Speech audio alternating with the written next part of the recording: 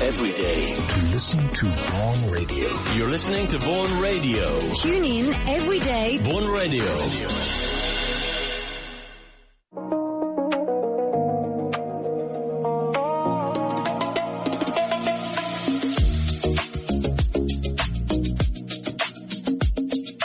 Everyone has a story to tell, and every Saturday afternoon, I want to bring you one. I'm Linda Scaparotto, and every week, we're going to meet interesting people who share funny, surprising, and memorable stories from their lives, all in English. This show is for people who want to enjoy real English conversations in a relaxed and fun way. So whether you're learning English or just love hearing good stories, you're in the right place. Every episode, our guests will talk about their life experiences, how they learned English, how they adapted to Spain, maybe embarrassing moments and unexpected adventures, and much more. So grab a coffee, maybe a beer, or even something stronger, and let's relax and hear today's story. Today I'm with a dear friend. We've been friends for about 10 years now. His name is Pepe Botella, and he's one of Spain's most renowned photographers. He's known all over the world, and he's been... Pepe, how long have you been a photographer for? Long time now. Long time? How many years? Come on, just say it. I don't even remember. He doesn't want to give away his age. Yeah, it's kind of like long, but fun, right? So, Pepe and I actually met on a photo shoot. Yep. About 10 years ago for the magazine Hola. Mm-hmm. And you've always been more of a fashion photographer, right? I mean, you've done more fashion shoots. You specialize in fashion shoots, right? Yeah, most the time I photograph fashion. Yeah, you photograph fashion. Yeah. So we were doing a spread for Hola, more like a lifestyle one. Yeah. And I remember that my twins were behaving so badly. They were 2 years old, and they were screaming. And you actually got them to calm down by doing a Donald Duck impression. Yeah. So, and they actually stopped talking and listened to Pepe for the photos. Pepe, do you think you could do your Donald Duck impression for the listeners? Just a little bit. I told you I was going to surprise you with some weird things.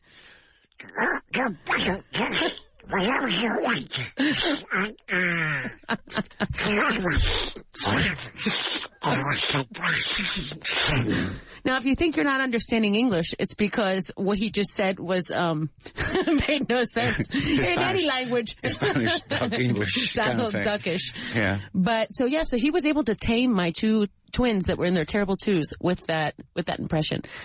So, Pepe. Yes, Mom. Tell me where you're from in Spain. Because you're Spanish, but for me, you're like a citizen of the world. Where were you born? Where are you from? Yeah, from the movies. So you were born on a movie set? Yeah, we were just at school time. We have a very small cinema in front. Mm-hmm. And, where? In Madrid, in Chamberí. Oh, you were born in Chamberí? No, I grew up in Ibiza, but it's kind of like almost everywhere a little bit. But as a image ways, I was very early in movies. You're early in movies. Watched a lot of movies since I was very, very young. And so you would say you got your artistic vein from watching movies when you were young? Yeah, movies and a lot. I was very excited about images. I just bought my little money that my father gave it to me, and I was going to the kiosk and just take a look at the things and magazines, and I always loved the visuals, right? Yeah, the faces and the way they photograph. Actually, it was a French magazine called Marie Claire or Vogue or one of those. They always get stuck in it because it was like a photographer that I love seeing those photographs. They were shooting legs, which is a campaign of Charles Jourdan.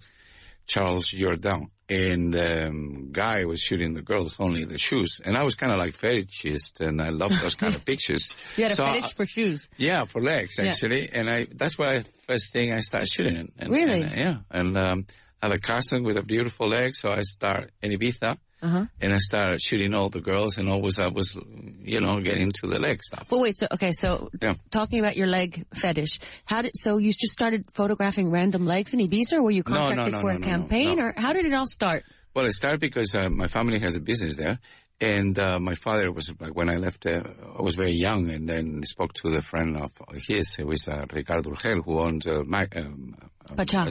Disco, Pacha. Yeah.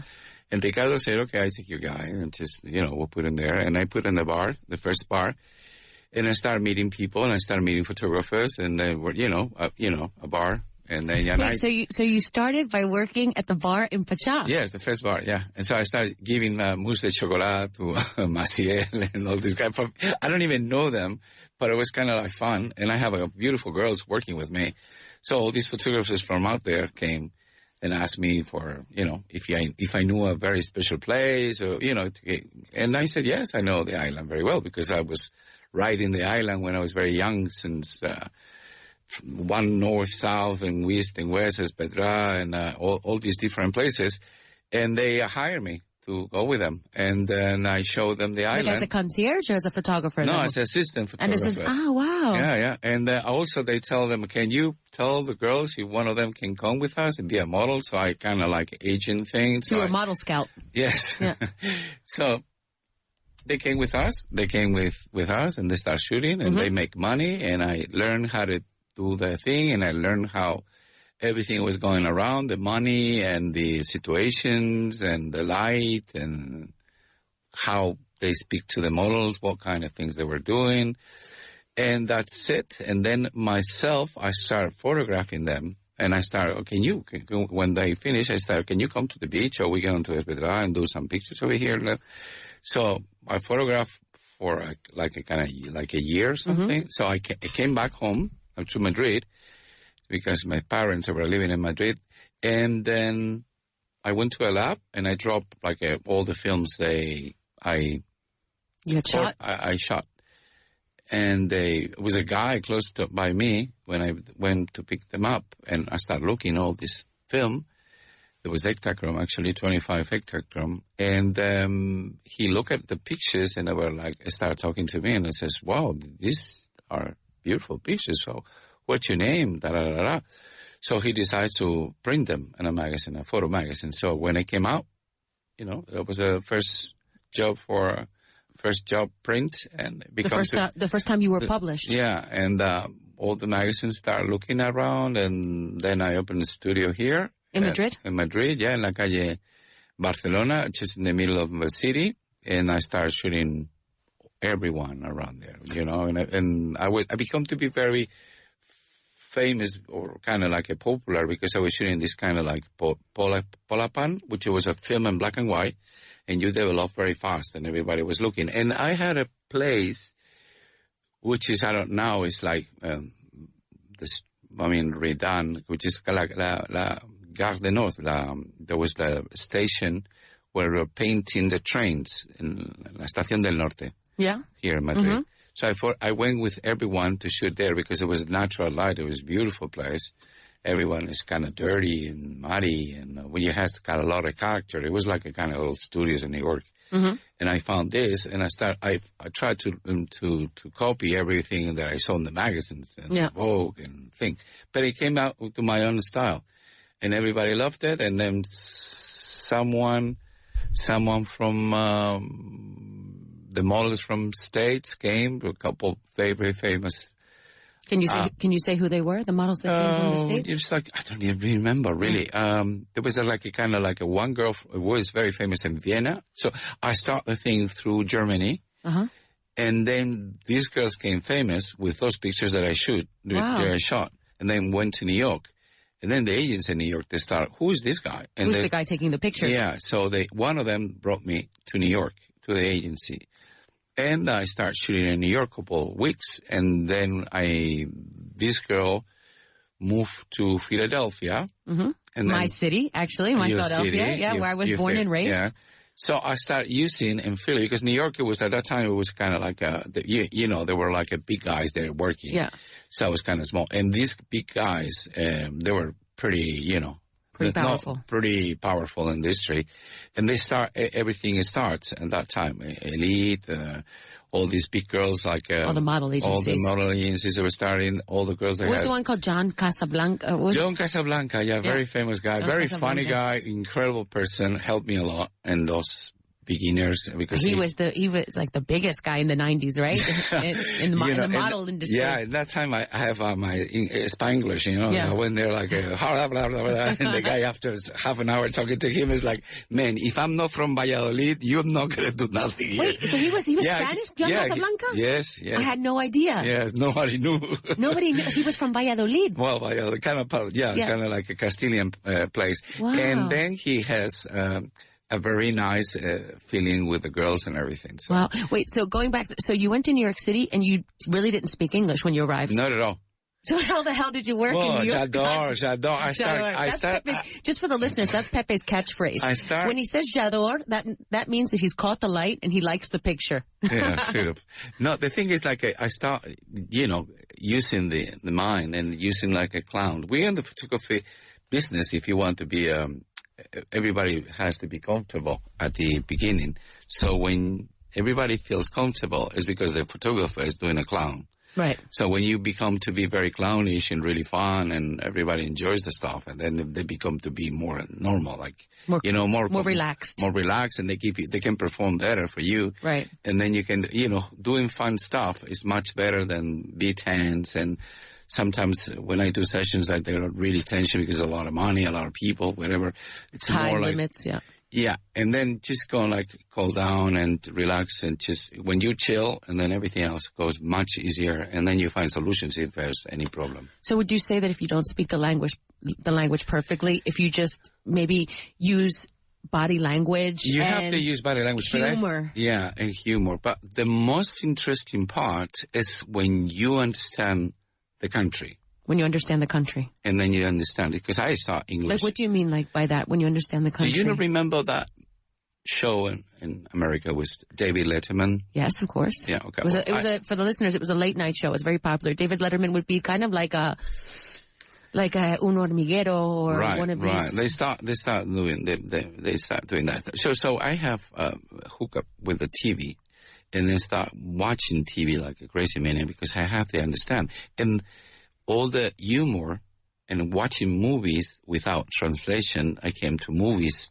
theaters and I listen a lot, because when the different aspects of people speaking English, it's really different. And the frame in New York, you have so many different accents, and everybody wants to mean something very special. But they have a culture behind. Jewish culture, right. Irish culture, Italian culture. So all these cultures are mixed, and then you have to be able to figure out what they say, what they say and how. Right. And what is the meaning of it. Yeah. Because sometimes my wife is Australian, as you know, and sometimes when we speak, it's like, wait a minute, can you repeat it again? So. Because of her accent, or because my accent and her knowledge, because I grew up in America in a time, there's different times when you're there, because they speak different languages. The English has been, the language change. Or the slang, right? The colloquialisms. But the base sometimes is kind of like changed too, because the young people speak very different than all the same. Yeah. So the idea is to get this English guy, and I start listening what the humor from that. Because when you pick up the humor, you know the news. So I have to read every day what was going on. Right. Like this, you have to know what's going on in real life in New York to know, or in Philly, or wherever you are, to understand the language much better. So would you say that you learned English by reading the news and going to the theater? Yeah. To the cinema? Movies. TV. My first word, spaceship. Spaceship. Yeah, I was in Philly, in Cherry. ¿Cómo es en español? Nave espacial. Espacial, sí. Entonces, when at the time where I was living, I had a little child called Brian. Now he's 40-something. And little Brian and I we're learning English at the same time. Brian is Spanish? Brian, it was American. Okay. And he was the son of the brothers and sisters and where I was living. So we have a big house, and everybody, and I had a room there. They'll rent me a room. So and then I was at the time, I was doing babysitting too. Okay. To pay the rent. Right. Whatever it takes to pay the rent. Yeah, okay. Yeah. So the guy and I, he start writing, and then I put every single note, what was I plate. So we got a note, I write it, and I put it with tape on a plate. It's fork. So we go into a place, and I put a fork, and then the little kids write fork. So boom, we put. So you learn English at the same time with the child. Yeah. That's okay. the same mind. Yeah. And the same kind of mood, and we crack up because when all the big guys came home, I had the whole kitchen. Yeah. Full of papers. And they were like, "Oh my God, Pep, what do you do?" I'm like, "We're learning English here. Like, We're learning together, Get right? the track," because I was kitchen, chicken, all those different words. They always get confused because I was all, I'm going to the kitchen. What do you mean kitchen? No, I went to the chicken. No, I had this kind of chicken, not the kitchen. It's like a kind of like thing. You know, these words. Did you ever have any funny situation where you really had a situation because you said the wrong word or you said something in English that was not... Yeah, I don't remember one, but there were some cracking up things. Cracking up? How do you say cracking up in Spanish? Partirse el culo. So they were cracking up, yeah. They were cracking up, and they were like, "Oh my God, what did the guy say?" Because nobody understand. Like the girls, they were like, boom, big eyes. And said, "What? What's he saying?" This photographer, where it comes from, because he speaks very funny. Then we know what he understands, but he's kind of like really nice. So let's just smile. Let's smile. Let's keep doing stuff. So that whole thing, it was like a theatrical thing, right? Because it's like you perform. Yeah, but I also think that like they say half of speaking a language is not the actual language. It's the body language and it's the nonverbal parts, of transmitting, I think, an energy. Yeah. Or putting someone at ease, making someone comfortable. Yeah. That's 100% the job. Right. My job. Yeah. Besides the light and everything else, the secret is the first thing. You have someone who said the first time they see you, "Hi, nice to meet you. My name is Pep." Yeah. Where you come from? Yeah. I come from, so I stopped meeting all these guys in New York. Everybody comes from somewhere else. They don't even figure out where it was. Yeah. So I felt like really comfortable because no one spoke English at that time. I'm like, okay, I'm the one who sign language. I'm the one who understands everything. So I understood the back, I understood the front. So I was kind of clown thing, and everything. It was like a really great pictures at the end. Right. There was the matter. I start a very funny story. Is I start. New York Times. For me, New York Times. It was. Wait, so you did photos for the New York Times? Yeah, for a year. Wow, you were photographers for the New York Times? Yeah. I didn't know that. Yeah, well, Carrie Donovan, it was a girl from that time. It was like a kind of Vogue-ish, big issue. And with big eyeglasses, big pearls. And when I come to New York, and the office in New York, they were like, and I saw there. At that time, I had long hair. You had long hair? Yep. ¿Quién te ha visto, quién te ve? Yes. Jacket, from the rastro, like a taxi driver kind of thing. And I saw a lot of movies. I saw the movie Taxi Drivers. You thought you were, what was it, Al Pacino? I'm like, okay, well, this kind of fit me very well. So I get into that character, that Al Pacino thing. And, and that time I kind of looked like him at all. Really? Yeah. It was Spanish version of Al Pacino? No, it kind of like I will tell you later. It's an story in Colombia. They confused me with Al Pacino. No, with Al Pacino. They were like, no, Al Pacino with another actor, which was very, very, very, very, very similar. Anyways, going back to New York, the whole thing was kind of like the accents. It was mixed, and I love to little by little getting better and better, and because the situations. Like food, when you cross a bridge and you have no nickel to pass, and then you have to explain to the police, then you lost your wallet, and so they give you a fine. Mm-hmm. You park in the wrong way, so they're going to you going from New Philly. I was going for like a year and a half, going from Philly to New York driving. Sometimes in the Amtrak, when I got money and I make a little bit of money, you could take the train. I take the train. But going back to going back to New York and going back to the story of the New York Times, the funny thing is I couldn't speak very good English, but the woman who runs the place says, you will be a perfect guy to go to Miami. Ah. And I said to myself, well, Miami, it took me a hell of a time driving, coming back here and there. So, you should be a great thing to go to Miami because everybody spoke English. Everybody spoke Spanish and no one spoke English here. So no one spoke Spanish in the office. So you be our correspondent. So they put me the first job going to Miami to shoot men. Okay. So, and at the end, I went there, I found friends, and I photographed and I got the front cover. The front cover of what? Of New York Times. Of the New York Times, really? With who? 5 guys, 5 beautiful guys. Wow. Who are my friends for a long time. Yeah. Because we become to be friends because now we got a team, and that team, it was the guys and the photographer. So we went to every club in New York, and it's like, well, no, we're both the fun. He says, you guys, you can come, but I was the guy with the behind. No, that's a photographer. He comes with us. It's a package. Oh. So did you photograph anyone famous in Miami that you can name? Yeah. Photograph a lot of people actually, all the girls, big gays, big girls, which is like, I don't know. Name it, all of them. I couldn't say, like the 90s supermodels? Yeah, almost everyone who was shooting there saw that time. Claudia Schiffer? No, Claudia shot it in Palma de Mallorca. Oh, you shot, oh, wow. Yeah, in her house. Actually, in her house, we rent her house in Palma, and that was the 11th, and that's when the towers came back. Oh, September 11th, you shot Claudia Schiffer in Mallorca. Yep, and that was terrible. And her house, I rent her house. I didn't shot her. It was a team for a shoot campaign. Okay. But it was terrible because everybody was so affected by it and changed the whole thing. Of course.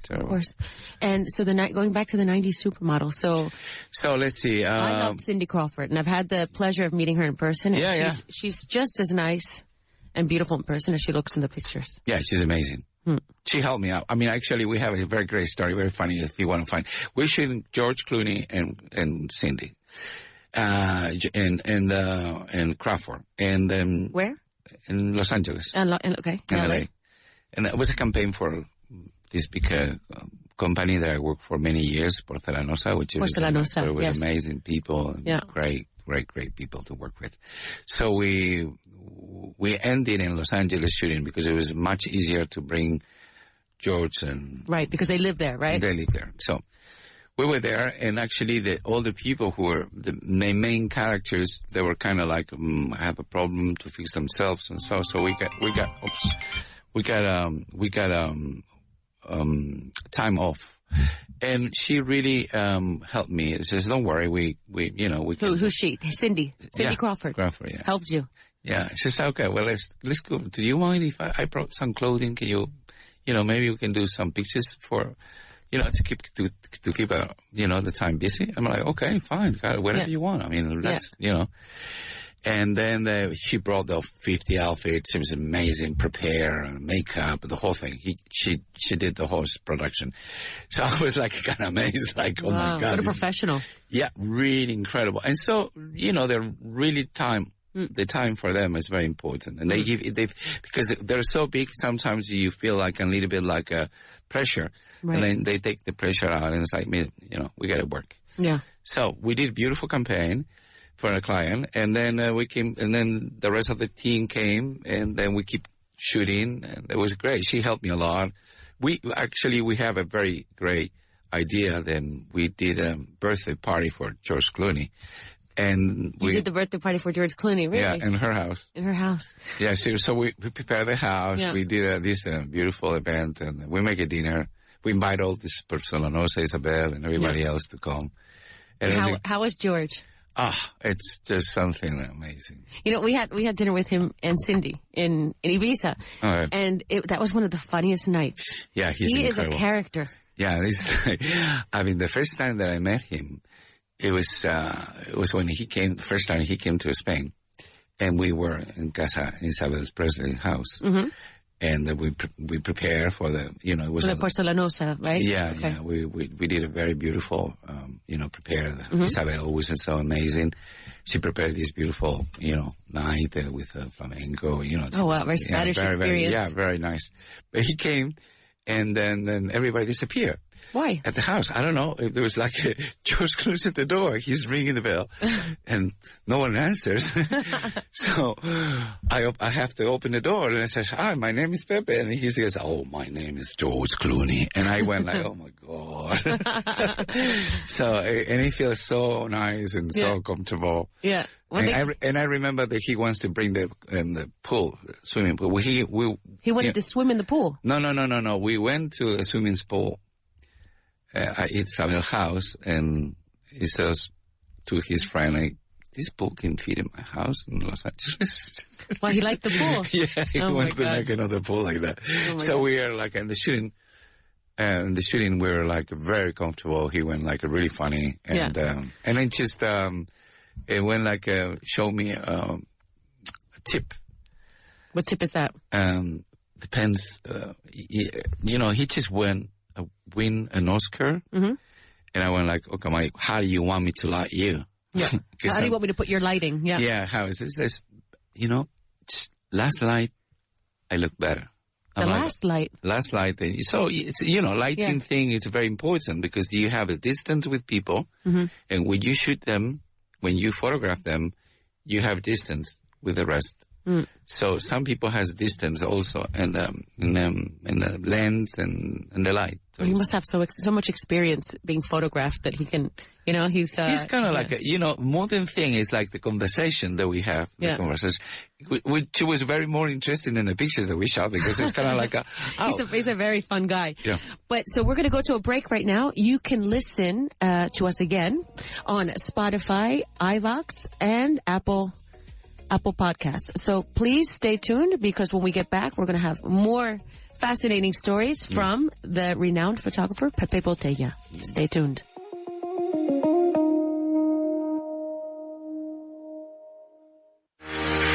Estás escuchando Vaughan Radio.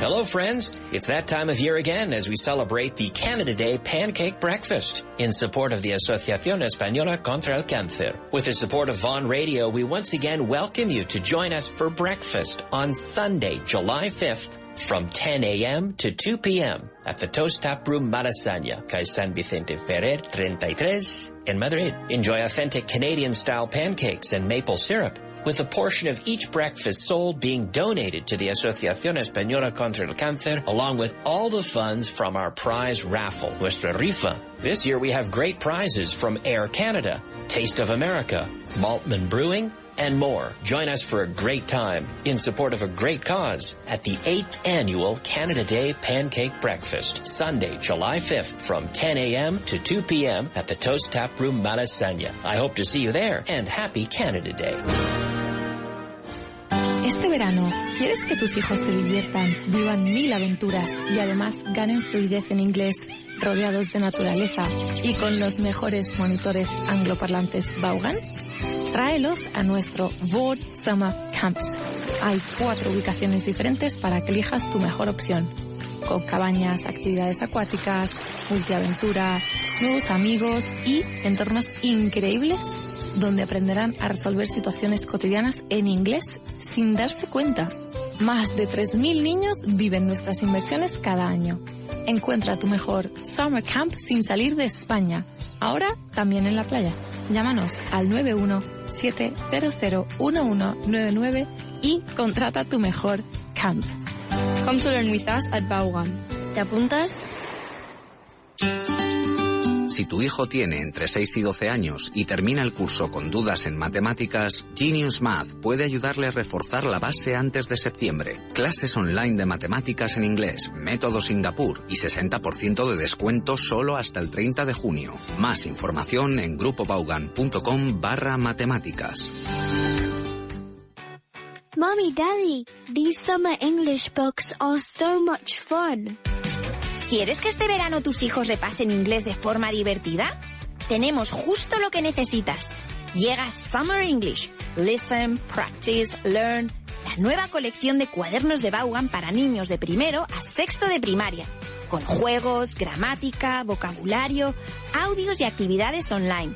Todo al más puro estilo Vaughan. ya disponibles en vaughantienda.com y librerías seleccionadas. Este verano, aprender inglés será su plan favorito. ¿Quieres aprender inglés a tu propio ritmo y según tu horario? En Vaughan tenemos la solución perfecta para ti. Con las clases particulares online de Vaughan, disfrutarás de la máxima flexibilidad en tu aprendizaje del inglés. Tú eliges. ¿Prefieres centrarte en la conversación o en la gramática? No hay ningún problema. Con Vaughan puedes seleccionar la modalidad que más te convenga. Y no solo eso, sino que también tienes completa libertad para elegir el día, la hora y la duración de tus clases. ¿Solo tienes 25 minutos? Perfecto. En Vaughan nos adaptamos a ti. Visita grupovaughan.com hoy mismo y descubre cómo nuestras clases particulares pueden transformar tu forma de aprender inglés. Flexibilidad y calidad en la enseñanza del inglés a tu medida. Mejora tu inglés con los cursos intensivos de Vaughan. Nuestras clases son 100% orales, diseñadas para mejorar tu listening y speaking. Visítanos en grupovaughan.com/intensivo. Una radio única, como tú. Somos los de Vaughan. Esto es Vaughan Radio. I have personally taught 2,000 people. I have supervised the teaching of more than 50,000. I know what works, and I know what doesn't work. The secret is the motivation of the student. It's the student who learns the language. It's the student who solves the problem. However, the catalyst, el culpable del bien, is the Vaughan method and the Vaughan teacher. We transform the student into our accomplice, nuestro cómplice en el crimen de aprender inglés de verdad.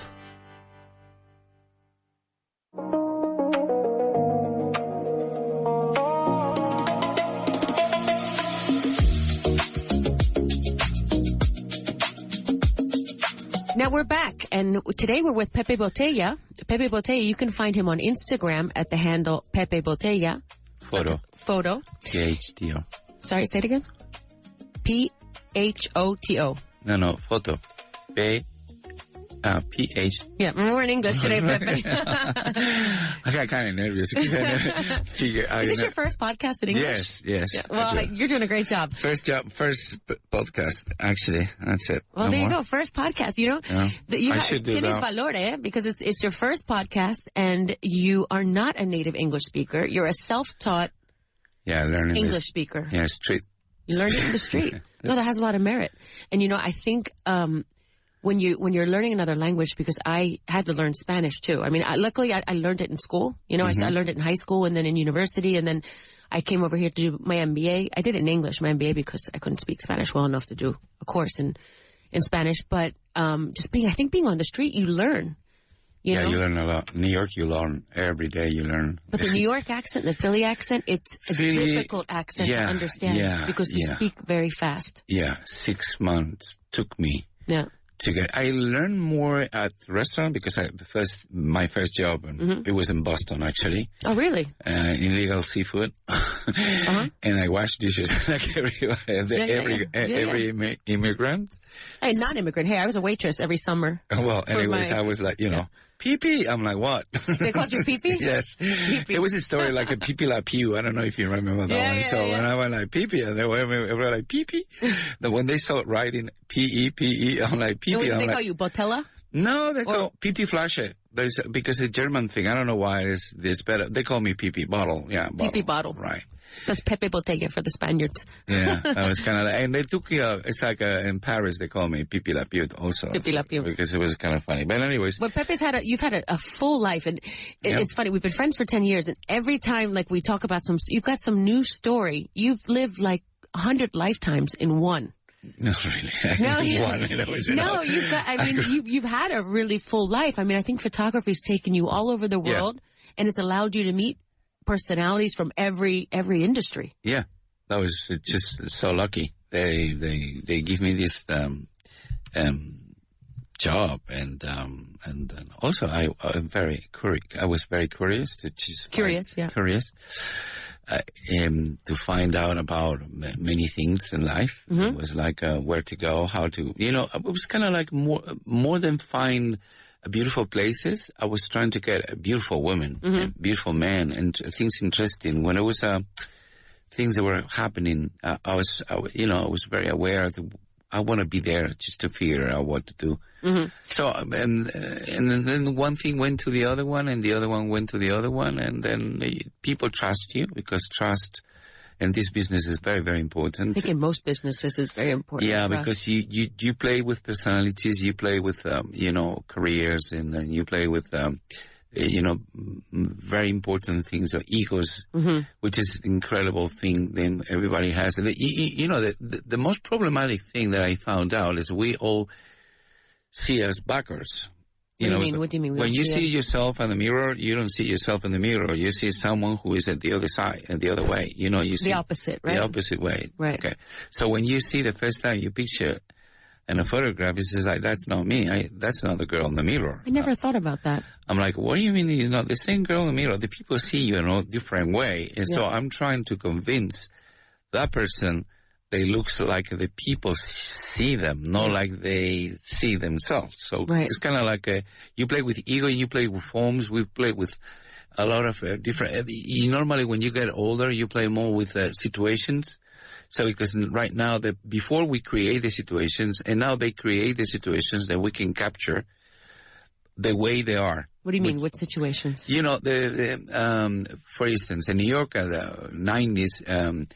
To make a picture, it was kind of like something very important because it was like it was kind of ritual. It's like, people thought that it was doing a portrait. We were like kind of like going after the paint, actually. Right, like an artist. Yeah, sort of like a, tradition, and everybody has the makeup has their interpretation of the person. The hair has the interpretation of the girl. The girls themselves, or the persons that we're photographing, they change. That their lives are different, so the moods are different. And then you plan one thing, and never is what you plan. Never is happening with the plan, because it's normal. It's like you just can try to get one space, then you can play in that. 4 corners that you put, and then you can play with this. Something can be wrong, the weather. The lighting. The lighting normally is about the weather, or the weather, the inside the people, and the weather, the outside the people, and the weather, the inside, how you come to the shooting, because that's influenced it. But you ever notice that, like, even if you take a picture of me today, and you take a picture of me tomorrow, sometimes I feel like they're two different people. Yeah, there's two different spaces. It is like a temporal thing. It's like you capture your mood that day. Yeah, completely. That's what it is. I mean, that's why I prefer. Sometimes they say, "Why you don't shoot the horizon?" And sometimes the horizon. The horizon. I'm sorry. This is like so. When you go to the beach and you see the infinite, people tells me, why you don't shoot against the water? Because the sunset is beautiful and the girls are beautiful. And it says, you're shooting her looking at the sunset. I'm like, that's what I want. I want the look of her looking that beautiful thing. That's why I can capture a thing. That's, you know what I mean? That's the difference. And a lot of people had kind of very specific way that they want to look, and they don't accept changes. Like, for example? You see around the Instagrammers now, the big influencers now, how they've been changed with different things, makeup, hair, and then all the surgeons and all this everything happens now in the synergy, which is a very helper. The synergies, what do you mean? That los surgeries, the surgeries. Es que muchas veces that's what I mean. It comes like my English kind of thing. No, listen, but I think most of our listeners are not native English speakers, so they appreciate your effort. Yeah. So we're trying to get, when you change your face, you need to change your light, and then you change your mood, and then you change everything. So it's kind of hard to keep going with one image for a long time. Right. Now, going back to like surgeries and egos, have you ever had a difficult experience photographing someone? One time only. Or you don't have to say who it is. What happened? It's kind of like, it went wrong and so. They didn't like the pictures? No. It's kind of like the mood. When you are in the middle of one big event. Or one big production. Event, okay. Kind of like whatever. Right. And there's like royals inside, and it's just kind of like big personalities. Yes, a lot of big personalities. You mix royals and celebrities and so. So you have a plan for every one of them, a time. amount of time. You just go and like, okay, we could shoot in this in 10 minutes, you shoot this in 10 minutes. It's like you're doing an Oscar thing. When I would love to do that one day.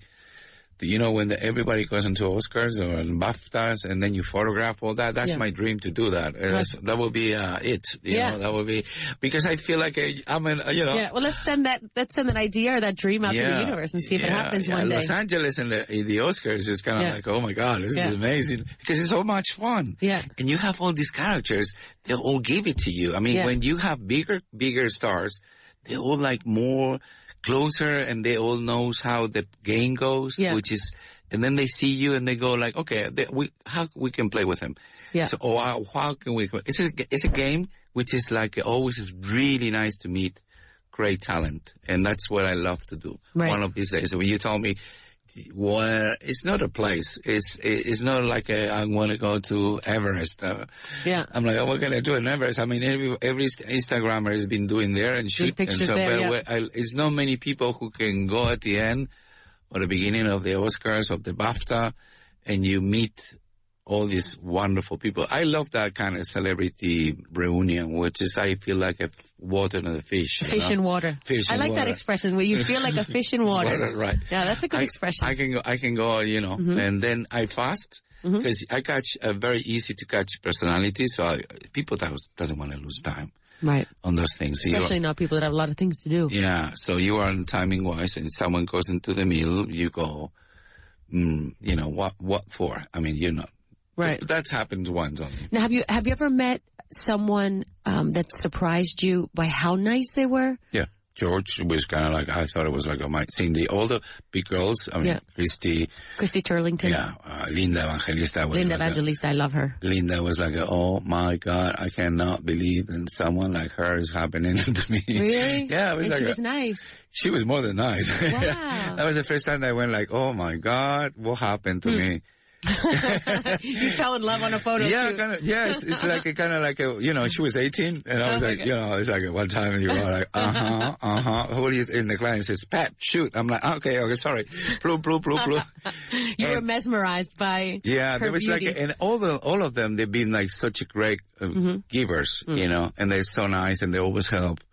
And, you know, and everyone is, you know, they are like, if you got any trouble or it's cold or it's rainy or it's freezing or, you know, they really see you because you are in the middle of a client and you're in the middle of a whole thing. So you just kind of like kind of filter between one of the other ones. And then they always try to get into your side. And then it's so nice, I think, sometimes when you see these people that are larger than life, and they actually turn out to be really like coolers, humble. Yeah, well, then, you know, they're workers. They're like, I'm lucky, you're lucky, so let's have fun, man. Yeah. Gratitude. Yeah, that's the first thing in my life. Gratitude. I have a great life and beautiful experience and great people to work with. You know, like Heidi Klum. You tell me about Heidi. Heidi, we met when we were 18. Really? She married my hairdresser. Crazy. She married your hairdresser. Yeah. We met in Miami. We're on the beach, and she was lying down there, and my hairdresser was from Australia, Rick Pepino, amazing, love him. And he was in all the productions. We came in New York, I was started working for Glamour. So he was part of the team. They put me in the team, and we are like a bread and butter. So we would travel everywhere, and just in the first girl he came. But I thought she was married to Seal. Or that was before? Later. Ah, really? Later. I did the wedding, actually. We were in You did her wedding? Yes. You photographed her wedding. That's crazy. Yeah, it was kind of, You know, I have Heidi Klum is the queen of Halloween. Yes. In Los Angeles. Yes, this is amazing. And I like to say that I'm the queen of Halloween in Madrid. Yes. See, I do a big Halloween party every year. True. Oh my God, there's amazing parties. Well, this year I'm coming back bigger and badder than ever. Yes. Yeah. I want to see them. Yeah. I want to be part of that again. You will be, always. We miss it. Yeah. No, because last year I had too much going on. I couldn't do it last year, but this year I'm coming back double. So I've renewed my strength and I'm coming back. I don't know. This is kind of things that I want to photograph because nobody knows who is this or what is what. That's the magic of Halloween. And that's what is great to photograph. We did once and we have to do it again. I love that. Yeah. But you know what? But it's funny because one time you came as the photographer to the event, but you couldn't enjoy the event because everybody wanted pictures with you. Yeah, that's the thing. Yeah. But when you have so much time, and then, some people spend lots of time. Yeah, on their makeup. And the makeup and money and stuff and the dresses and everything. It's like going to Venice. It's like, oh my God. It's amazing. Everybody's dressing like, I says, I'm not going to go. I prefer to go to a photographer and bring my black sweater. Yeah. And everybody recognize me. Yeah, because they don't need to find you for the pictures. Yes. So it's kind of easier thing. But it's funny because the first year I did Halloween, which was about 10 years ago. Yeah. No one, like in Spain, everyone was kind of like, well, we've heard of this Halloween thing, but, because I feel like sometimes Spaniards are like, se avergüenzan, they're like embarrassed to dress up. Well, they used to be at least. And yeah, I mean, como sentido de ridículo, because no one knew really what Halloween was yet, so everyone's like, wait, so I have to dress up for this party? I don't understand. And so I remember the first year, there was a few costumes, people were, they were very light costumes. And then every year it just got bigger and bigger and bigger. And now I'm like, the Spaniards have taken over Halloween. The Spaniards have better costumes than the Americans at the party. Yes, actually. They're really into it. Yeah. I mean, they're like, when they see the results, it's amazing. Yeah. And then you put a lot of very incredible people together, which was like a secret to do. I think that's the secret to any good party is to be able to mix different personalities. Yeah, you're great on that. I love to do that. I love to find the perfect cocktail, of the serious people to try to make them have fun, of the crazies that have fun anywhere, the dancers, the singers. Definitely, you got I got that from my mother. You get that right. Yeah, you met my mother. She's her own personality. Oh my God, Philly woman. So I will do Halloween again this year. But so going back to the places you photographed and the people you photographed, is there any place in the world that you fell in love with? Like any corner of the world? Yeah. Miami at that time, it was amazing. There was a place in Los Cayos, in the Keys. It was called the Morins. And inside of that, I fell in love with this guy, which was the creative, fun guy, which is I love, and we made a lot of crazy stuff together. And I photographed in his place in Uber. ¿Qué es Uber? Uber is the name of the guy, Uber. Uber. And Uberto, and then the guy was very nice, and then he was a kind of really incredible story to me, but he built this place. He had a tree. A tree? A tree, yeah. A palm tree. A palm tree. Lying down. Leaning in water. Like a... How do you say leaning in Spanish? Acostado, tumbado. Una palmera tumbada. Okay. Típico de las fotos de vacaciones. Okay, the one that like you pose upon. Pose and the palm tree. So he got that one there, and he is a surfer. So he got this small house, like a surfer house, like really small, at the Keys, in the middle of the bushes. And he had that tree.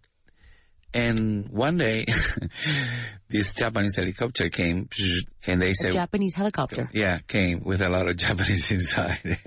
And they told him, can we pay you a lot of money to use your palm tree? To use your palm tree and get a girl there. So he says, okay, let's do this. So we bought sand, and we start getting hanging there. And now it's a huge place. He bought the whole part of the land. He made like 2 kilometers of beach. But the funny part is we put the trees, the palm trees, the way that we can photograph them. Oh, wow. So after all that, he was very smart, very gentle. He was kind of great. And then all the girls from New York and everybody from New York, they started coming back, coming to the beach, and I started shooting those palm trees because it was photographing. Really? It was like in a studio thing.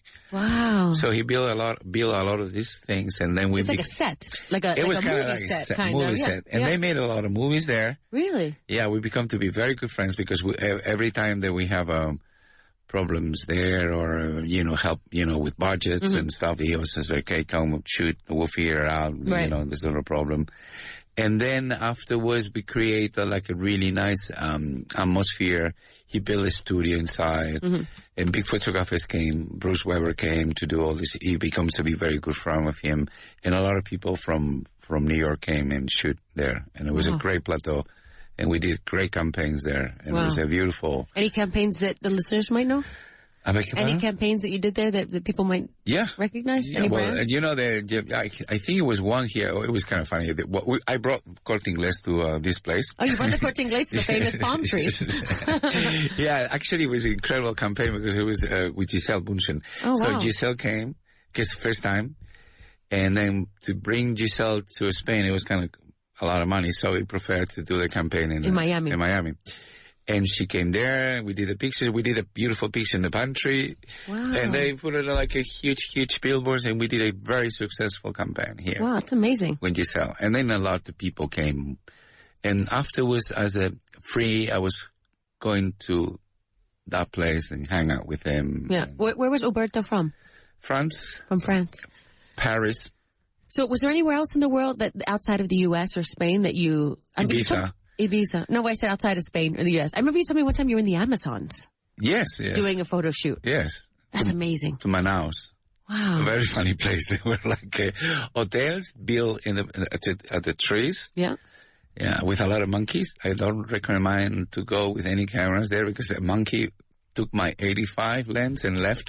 The monkey stole your lens? Yes. And also, I have this makeup artist with a very funny girl, which is an incredible artist, and Beatriz Matallana, which is a very makeup. Iconic, yes. Yeah, iconic here.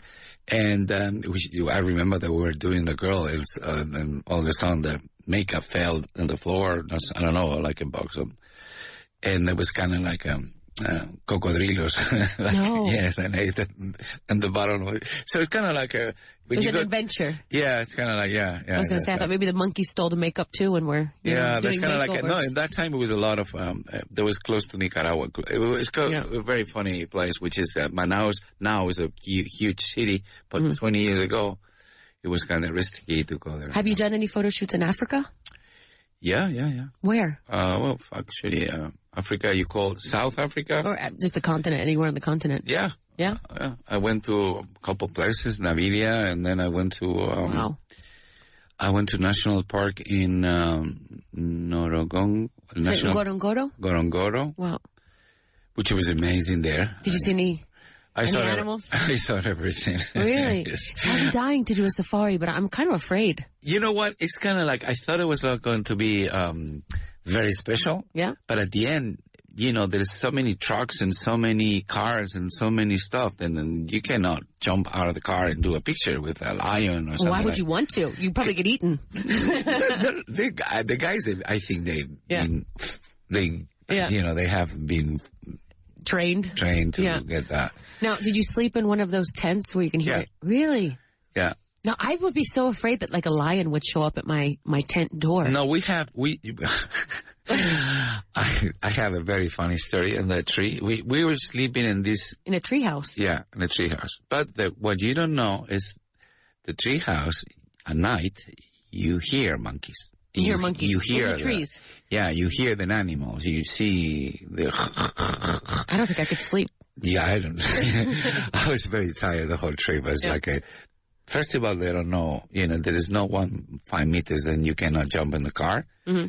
You see, you've been like to hang a camera there. It's kind of crazy. Anyways, so yes, it's amazing, but I prefer to do the same stories at the Everglades. Yeah. Do the tent and do the faking thing like out of Africa, which is like out of Africa. It was kind of like one vision that I had when I was starting. And always I have this music out of Africa and the movies, with Robert Redford. And Africa was always in my mind until I went to Africa. And Africa, it was kind of like incredible, but it was not the same thing that you can, you dream. Maybe you had glamorized it in your mind. Yeah, you glamorize too much because, when you go to a park, it's like a Universal Studios. Yeah. It's the same thing. Actually, you can find places and times then you can get the animals. But it's much easier. I thought I do stories with animals much easier in Madrid, which is you train some I have trained a tiger. You've trained a tiger for a photo shoot? Yeah, with Julio Iglesias Jr. and the tiger saw a donkey like 500 meters away, and the tiger left. The tiger. Well, where did you find a tiger in Madrid? In the park, zoo? Yeah, no, in the parque. In el parque justo al lado, the park in the this animal park, which is close to. I forget about it. It was close to... there's like a safari, right? Yeah, safari. Okay. Yeah, that's safari. So we went to the safari. It's a kind of easier thing because you got the giraffe, you got, the Is that the one where you drive through in the car? Yeah. I think I've done that with my kids. Yeah. Yeah. Kind of. So we have this tiger there, and then we rent the tiger and the guy and the train and so we were like close by, and Julian Cherries at that time with his girlfriend was shooting there, and we saw this tiger see this donkey, and he just ran with four guys. Yeah. With guns? No. With the chain and the ropes and everything. Oh no! I couldn't help. And this is the first time that I see a donkey fly. Because the donkey was like 4 meters high. I'm like well left to the other side of the wall, so the tiger couldn't get it. It was kind of like an amazing thing. Were you able to get the picture finally? No, we were all running. That was a failed photo shoot, right? But yeah, it was kind of like Julio loved it because we have like a really fun time with the animals and stuff. But it was like animals is always very crazy things to do with new photos. Yeah. Now, what do you think, Pepe, about, I think your industry has evolved so much in the last, 10 years probably. I mean, now magazines, everything is digital, like those big photo shoot productions. I think now it's more for like, social media and the visual, or the online magazines and, so it's changed a lot. What do you think about the Instagram? Like, so now that's another program. I think we should probably save that for another podcast. That's a long story, though. But I find it so interesting how, everything's moved from the actual, when you used to buy the magazine. Imagine that I start with a big camera, 8x10. Yeah. Like this. Yeah. With a big thing going like, and close. And now you can film with your iPhone. And now it's like an iPhone thing. But the idea is to have the idea is perfect. Well, listen to us on your iPhone or in the radio. We are on Spotify, iVox, and Apple. Thanks for tuning in today and learning more about Pepe Botella. You can find him at Pepe Botella Photo on Instagram.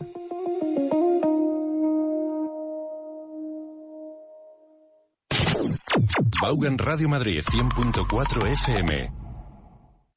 El inglés que necesitas ahora por mucho menos. Llega al outlet de Vaughan con libros y cursos de autoestudio que siguen más vigente que nunca. Objetivo Inglés, Vaughan Certified completo, Speak English Now e Inglés en 10 pasos. Además, libros desde €1. Novelas con audio desde $3.50. Libros infantiles desde €3. Y mucho más. Entra en vaughantienda.com. Vaughan Outlet, aprende más, pagando menos, hasta agotar existencias.